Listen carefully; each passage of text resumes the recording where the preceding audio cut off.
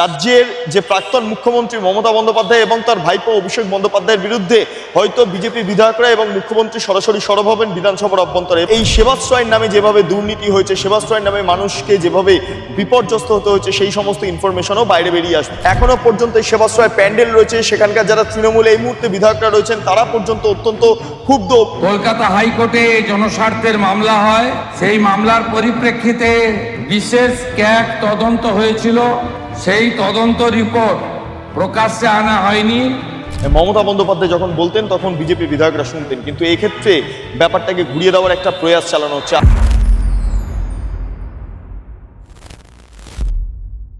নমস্কার, আপনারা দেখছেন বেঙ্গল লিবার্টি। আমি বিট্টু রায় চৌধুরী। এই মুহূর্তে যে গুরুত্বপূর্ণ খবর আমার কাছে এসে পৌঁছালো তা রাজনৈতিকভাবে তাৎপর্যপূর্ণ এই কারণ মমতা বন্দ্যোপাধ্যায় নিজের ক্লোজ ডোর বৈঠকে এখানকার যারা কালীঘাটপন্থী তৃণমূল বিধায়করা রয়েছেন তাদেরকে নির্দেশ দিয়েছেন যে শুভেন্দু অধিকারী যখন বলবেন, অর্থাৎ রাজ্যের মুখ্যমন্ত্রী যখন বিধানসভার অভ্যন্তরে বলবেন, তখন তাকে ডিস্টার্ব করতে হবে, তাকে সমস্যায় ফেলতে হবে, যাতে মমতা বন্দ্যোপাধ্যায় এবং অভিষেক বন্দ্যোপাধ্যায়ের বিরুদ্ধে কোনো কথা না তিনি বলতে পারেন। মূলত এই বিষয়টাকে সামনে রেখে এই মুহূর্তের এই প্রতিবেদন এবং এই মর্মে আমি যেটা জানতে পাচ্ছি যে আগামীকাল রাজ্যের মুখ্যমন্ত্রী শুভেন্দু অধিকারী তিনি ক্যাগ রিপোর্ট পেশ করবেন বিধানসভার অভ্যন্তরে, এবং এখানেই শেষ নয়, এর পাশাপাশি এই সেবাশ্রয়ের নামে যেভাবে দুর্নীতি হয়েছে, সেবাশ্রয়ের নামে মানুষকে যেভাবে বিপর্যস্ত হতে হয়েছে, সেই সমস্ত ইনফরমেশনও বাইরে বেরিয়ে আসবে। অর্থাৎ এক্ষেত্রে দাঁড়িয়ে ক্যাগ রিপোর্টে কোনো গাফিলতি থাকলে মুখ্যমন্ত্রী শুভেন্দু অধিকারী আগেই বলেছেন, সেটা প্রাক্তন মুখ্যমন্ত্রী হোক বা বড় কোনো নেতৃত্ব হোক বা কোনো বড় মন্ত্রী হোক না কেন, রাজ্যপালের কাছে গিয়ে সুপারিশ করা হবে এফআইআর দায়েরের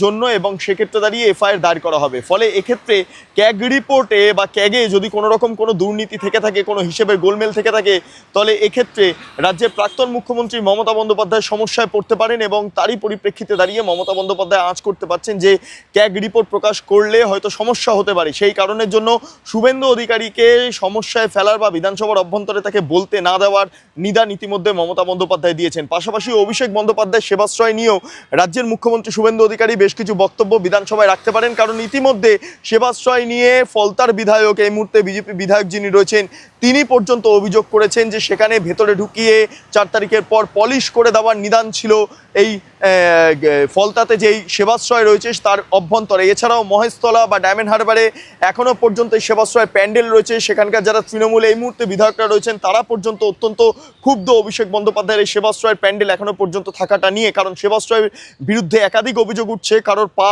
কাটা পড়ছে, কারোর হাত কাটা পড়ছে, ভুল চিকিৎসা হচ্ছে, ইত্যাদি ইত্যাদি। ফলে এই সমস্ত বিষয়গুলো সম্ভবত বিধানসভার অভ্যন্তরে পেশ হতে পারে, এবং যখন এটা পেশ হবে তাহলে তাতে একটা বিষয় স্পষ্ট যে রাজ্যের যে প্রাক্তন মুখ্যমন্ত্রী মমতা বন্দ্যোপাধ্যায় এবং তার ভাইপো অভিষেক বন্দ্যোপাধ্যায়ের বিরুদ্ধে হয়তো বিজেপি বিধায়করা এবং মুখ্যমন্ত্রী সরাসরি সরব হবেন বিধানসভার অভ্যন্তরে, এবং সেটা হলে মমতা বন্দ্যোপাধ্যায় নাক কাটা যাবে, অভিষেক বন্দ্যোপাধ্যায় নাক কাটা যাবে। সেই কারণের জন্য এই মুহূর্তে যেটা নিদান দেওয়া হয়েছে ক্লোজ ডোর বৈঠকে কালীঘাটপন্থী বিধায়কদেরকে সঙ্গে নিয়ে, যেখানে কুণাল ঘোষকে বা কুণাল ঘোষের লাইনকে প্রাক্তন মুখ্যমন্ত্রী মমতা বন্দ্যোপাধ্যায় কার্যত নৎসা করে দিয়েছেন, সেই বৈঠকেই বলা হয়েছে যে শুভেন্দু অধিকারী যখন বক্তব্য রাখতে শুরু করবেন বিধানসভাতে তখন তাকে ডিস্টার্ব করতে হবে, ঝামেলা করতে হবে, তাকে যাতে কথা বলতে না দেওয়া হয় সেটা নিশ্চিত করতে হবে, অর্থাৎ কথা বলতে বাধা দান করা হবে।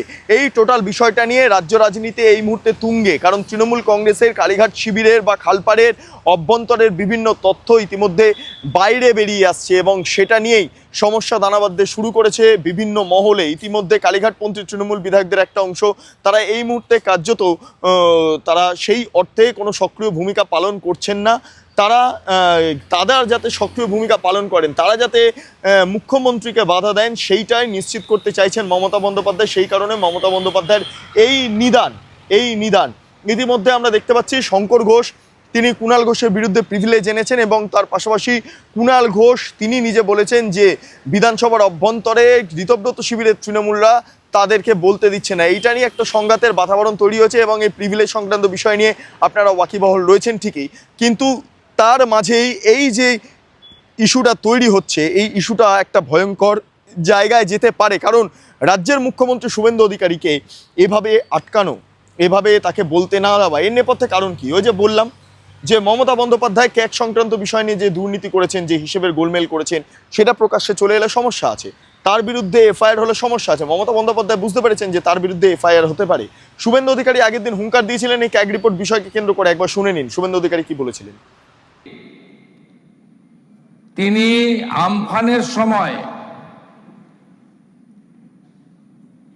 2 দফাতে 3750 কোটি টাকা দিয়েছিলেন এবং আমফানে বড় দুর্নীতি হয়, কলকাতা হাইকোর্টে জনস্বার্থের মামলা হয়। সেই মামলার পরিপ্রেক্ষিতে বিশেষ ক্যাগ তদন্ত হয়েছিল। সেই তদন্ত রিপোর্ট প্রকাশ্যে আনা হয়নি, হাউসে প্লেস করা হয়নি এবং সেই তদন্ত রিপোর্টে যাদেরকে অভিযুক্ত করে আইনানুগ ব্যবস্থা নেওয়ার সুপারিশ করা হয়েছিল সেটাও করা হয়নি। আমাদের ইউসিসির জন্য কমিটি হয়েছে, আপনারা জানেন। প্রাক্তন সুপ্রিম কোর্টের বিচারপতি রঞ্জনা প্রকাশ দেশাই মহোদয়ের নেতৃত্বে সেই রিপোর্ট চলে আসবে আমাদের কাছে। তার প্রক্রিয়া শেষ হলে আমরা বিশেষ অধিবেশন বসানোর জন্য রাজ্যপাল মহোদয়ের মাধ্যমে আপনার কাছে সুপারিশ করব, যাতে আমফানের বিশেষ ক্যাগ রিপোর্ট সহ ক্যাগ রিপোর্ট নিয়ে এই হাউসে ডিসকাশন হয় এবং বড় বড় ভাষণ যারা দিচ্ছেন গতকাল এক ঝুড়ি লোক নিয়ে, তাদের মুখোশটাও আমরা অতি দ্রুত খোলার ব্যবস্থা করব এবং আইনানুগ ব্যবস্থাও গ্রহণ হবে। তাহলে বুঝতেই পারছেন, ফলে এক্ষেত্রে দাঁড়িয়ে কেউ যদি অপরাধ করে থাকেন তাহলে সাজা পাবেন, শাস্তি হবে, দরকার পড়লে এফআইআর হবে। কিন্তু সেই এফআইআর কিভাবে হবে? রাজ্যপালের কাছে সুপারিশ করা হবে, তারপর রাজ্যপাল এই এফআইআর এর অনুমতি দিলে তারপর এফআইআর করা হবে। আর যদি সেটা হয়ে থাকে তাহলে রাজ্যের প্রাক্তন মুখ্যমন্ত্রী তথা তৃণমূল সুপ্রিমো, কালীঘাট শিবিরের তৃণমূল সুপ্রিমো মমতা বন্দ্যোপাধ্যায় জেলে যেতে পারেন। একই সঙ্গে অভিষেক বন্দ্যোপাধ্যায় জেলে যেতে পারেন, কারণ সেবাশ্রয় নিয়ে বিভিন্ন অভিযোগ উঠে আসছে। তখনই মমতা বন্দ্যোপাধ্যায় টনক নড়েছে না, যদি এই মুহূর্তে শুভেন্দু অধিকারীকে চুপ না করানো যায় তাহলে সমস্যা তৈরি হতে পারে। সেই কারণের জন্য এই নিদান দেওয়া হয়েছে যে শুভেন্দু অধিকারীকে যে করেই হোক বিধানসভার অভ্যন্তরে চুপ করাতে হবে, সাইলেন্ট করাতে হবে। কি ভয়ঙ্কর ছবি ভাবুন। মমতা বন্দ্যোপাধ্যায় গ্রেপ্তারির ভয় এতটাই পাচ্ছেন যে শেষ পর্যন্ত শুভেন্দু অধিকারীকে বাধা দেওয়ার জন্য আপ্রাণ চেষ্টা করছেন। বিধানসভার বাইরে তো সম্ভব হচ্ছে না, কিন্তু বিধানসভার ভেতরে যদি এভাবে এই বাধা দেওয়া হয় শুভেন্দু অধিকারীকে, তাহলে হয়তো তিনি তার বক্তব্য রাখতে পারবেন না। তাহলে বিধানসভাতে সেই মতো আলোচনা না হলে তাহলে তার বিরুদ্ধে হয়তো এফআইআর হতে পারে, নাও পারে। এই ব্যাপারটাকে তিনি নিশ্চিত করার চেষ্টা করছেন। সেই কারণে তৃণমূলের যারা কালীঘাট শিবিরের বা খালপাড়ের বিধায়করা রয়েছেন তাদেরকে নিদান দিচ্ছেন, তাদেরকে নির্দেশ দিচ্ছেন। কিন্তু সেই নির্দেশ আদৌ কতটা কার্যকর হবে সে বিষয়ে সন্দেহ রয়েছে, কারণ কুণাল ঘোষ ইতিমধ্যে পাল্টি খেতে শুরু করছেন এবং মমতা বন্দ্যোপাধ্যায়ের কাছে সেই ডিটেলসও এসে পৌঁছে গিয়েছে, যেটা নিয়ে ইতিমধ্যে দুপুরবেলাতে আমি একটি প্রতিবেদন আপনাদের সামনে উত্থাপন করেছি। সেই প্রতিবেদনেও আপনারা গিয়ে ক্লিক করে যাবতীয় ডিটেলস দেখতে পারেন। কিন্তু পরিস্থিতি অত্যন্ত ভয়ঙ্কর। কালীঘাট তৃণমূল, তার হাতে সেই অর্থে শক্তি নেই। মেরে কেটে 10 থেকে 12 জন কালীঘাটপন্থী তৃণমূল বিধায়ক তারা ভেতরে রয়েছেন। ফলে এক্ষেত্রে দাঁড়িয়ে যদি শুভেন্দু অধিকারীকে বলতে বাধা দেওয়া হয় তাহলে স্পিকার ব্যবস্থা নিতে পারেন সংশ্লিষ্ট কালীঘাটপন্থী তৃণমূলদের। কারণ আগের দিন তৃণমূল বিধায়ক কুণাল ঘোষের বিরুদ্ধে স্পিকার ব্যবস্থা নিয়েছিলেন এবং আজকে কুণাল ঘোষের বিরুদ্ধে যেভাবে প্রিভিলেজ আনলেন বা স্বাধিকার ভঙ্গের অভিযোগ আনলেন শঙ্কর ঘোষ, ঠিক একইভাবে আজকের দিনে দাঁড়িয়ে এটাও স্পষ্ট, যদি আগামীকাল শুভেন্দু অধিকারীকে বাধা দেওয়া হয় তাহলে স্পিকার ব্যবস্থা নেবেন এবং সেই ব্যবস্থা যেরকম সাসপেনশন বা হাউস থেকে বার করে দেওয়া সেটা নেওয়া হতে পারে। কারণ লিডার অফ দ্য হাউস রাজ্যের মুখ্যমন্ত্রী, তার বক্তব্যের সময় চুপ করে শোনা উচিত, যেটা আগের ক্ষেত্রেও আমরা দেখেছি যে মমতা বন্দ্যোপাধ্যায় যখন বলতেন তখন বিজেপি বিধায়করা শুনতেন। কিন্তু এই ক্ষেত্রে ব্যাপারটাকে ঘুরিয়ে দেওয়ার একটা প্রয়াস চালানো হচ্ছে। আসলে বিধানসভার রীতিনীতিকে নিজেদের মতো করে চালানোর যে কৌশলটা, সেটা দীর্ঘদিন ধরে মমতা বন্দ্যোপাধ্যায় চালিয়েছেন। কিন্তু হঠাৎ করে বিধানসভা এভাবে হাতছাড়া হয়ে যাওয়াটা মমতা বন্দ্যোপাধ্যায় ঠিক ভালো করে মেনে নিতে পারছেন না। কিন্তু এই স্ট্র্যাটেজি যেটা অবলম্বন করার চেষ্টা করছেন, সেটা বিরোধী থাকাকালীন মমতা বন্দ্যোপাধ্যায় ঠিক যেরমভাবে উত্তেজনামূলক বক্তব্য রেখে বা যেভাবে বামফ্রন্ট সরকারকে ফেলার জন্য যা সিদ্ধান্ত নিয়েছিলেন, যেভাবে পলিটিক্যাল এজেন্ডা সেট করেছিলেন, সেই মতো করেই করার চেষ্টা করছেন মমতা বন্দ্যোপাধ্যায়। কিন্তু আদৌ কতটা সাফল্যমণ্ডিত হবে তার কাজ, সেইটা নিয়ে প্রশ্ন বিস্তর। কারণ আমি যেটাও বললাম যে আগে ভাগে বিজেপি বিধায়কদের কাছে, এমনকি মুখ্যমন্ত্রীর কাছেও সেই তথ্য এসে পৌঁছে যে মমতা বন্দ্যোপাধ্যায় তাকে বাধা দেওয়ার চেষ্টা করবেন, অর্থাৎ মমতা বন্দ্যোপাধ্যায় তার শিবিরে সমস্ত যারা নেতৃত্বরা রয়েছেন, বিধায়করা রয়েছেন, তাদেরকে দিয়ে শুভেন্দু অধিকারীকে বাধা দেওয়ার চেষ্টা করবেন। এটাই মূলত টার্গেট, এইটাই খবরটা ইতিমধ্যে মুখ্যমন্ত্রীর কাছে গিয়ে পৌঁছেছে। ফলে সেই মতো করেও তিনি ব্যবস্থা বা যাবতীয় ডিটেলস, যা যা কর্মকাণ্ড, যা যা ব্যবস্থা নেওয়া, সমস্ত কিছু তিনি নিচ্ছেন। ফলে শুভেন্দু অধিকারীকে